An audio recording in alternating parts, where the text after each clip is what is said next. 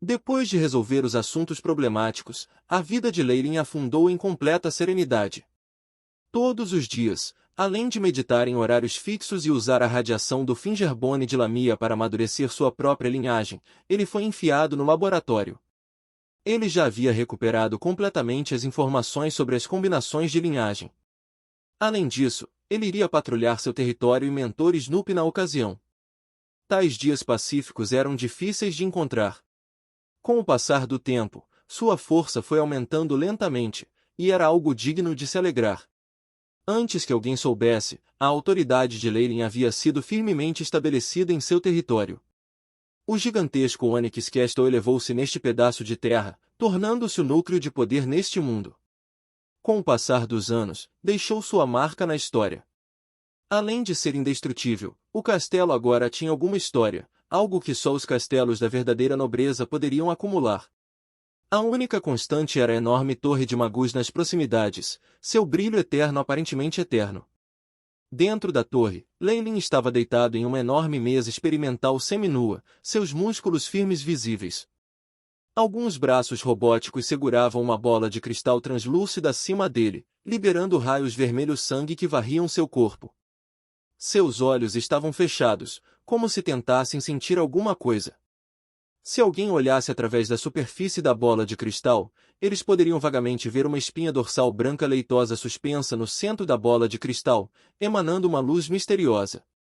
Todo o processo durou um total de 2 horas antes de os braços robóticos recuarem para suas válvulas. Leylin então abriu os olhos. No entanto, suas pupilas tinham se tornado âmbar, ainda contendo um brilho sinistro. No momento em que abriu os olhos, as ferramentas à sua frente tornaram-se cinzas, transformando-se em pedra. Os alarmes de vários aparelhos começaram a tocar incessantemente. Leylin baixou a cabeça, pensativo. A linhagem é muito rica, isso também pode ser um problema. Quando ele levantou a cabeça mais uma vez, o âmbar em seus olhos havia desaparecido, substituído por um par de pupilas negras sem fundo. A pele amarela farfalhou quando ele rasgou uma camada de seu corpo e a jogou de lado. A pele ainda tinha fluidos e traços deixados pela balança. Leylin continuou a arrancar a pele morta, como se fosse uma muda como uma cobra. Esta já é a terceira vez que estou passando por muda. Leylin olhou para a pele derretida enquanto o desamparo passava por seu rosto. O avanço de Varlocks foi feito através da meditação e transformação do corpo, progredindo para se tornarem criaturas antigas. Pode-se dizer que quanto maior o número do Varlock, menos humanos eles seriam. O mesmo aconteceu com os Varlocks do clã Ouroboros. Como a linhagem de Leylin era a de uma serpente gigante de Kemoin, ele naturalmente passaria por períodos de muda em seu crescimento. No entanto, sob a radiação do Fingerbone de Lamia, o processo de muda tinha sido muito acelerado. Gênio da torre, prepare água morna para meu banho. O gênio da torre agiu rapidamente sob a ordem de Leylin. Antes mesmo de chegar ao banheiro designado, havia sido preparada uma fumegante água quente. As partículas elementares da água foram condensadas em um líquido puro e foram extremamente adequadas para os corpos e a pele de Varlocks através de proporções especializadas. Leylin estava deitado contente na piscina de banho de mármore preto. Quando ele olhou para sua pele clara e macia, seus olhos diminuíram ligeiramente. Toda vez que ele mudava, sua força aumentava rapidamente. A taxa de seus avanços recentemente foi verdadeiramente aterrorizante. Leylin olhou para a palma da mão.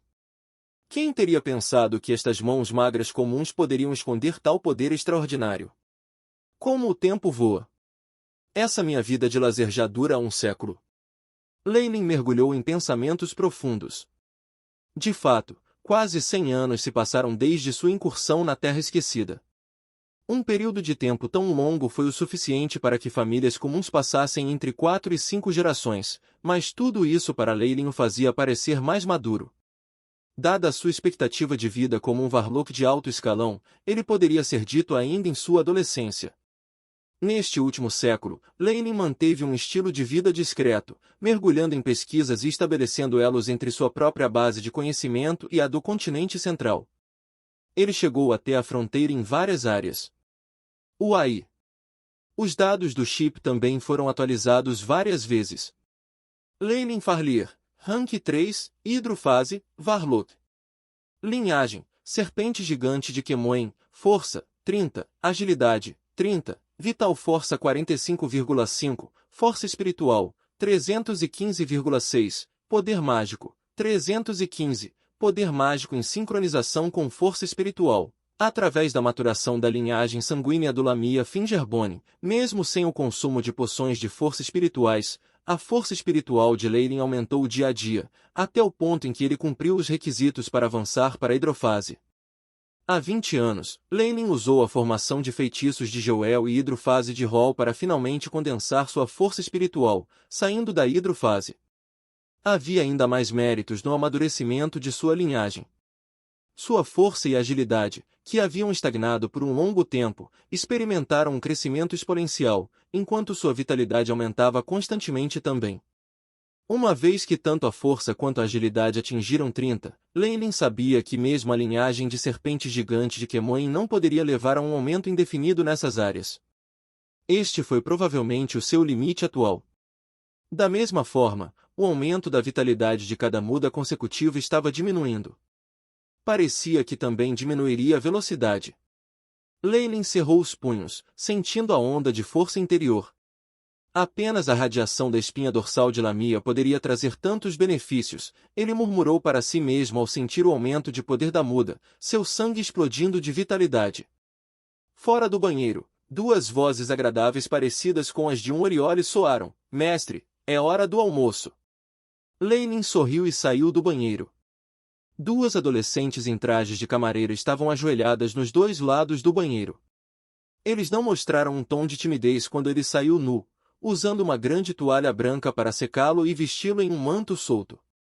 Ficou claro que essas duas ondas de energia emitidas eram exclusivas para classificar uma magia e possuíam um charme especial. Eles eram realmente Varlocks. Mesmo que fossem apenas de nível 1 e não tivessem uma linhagem pura, eles ainda eram difíceis de encontrar.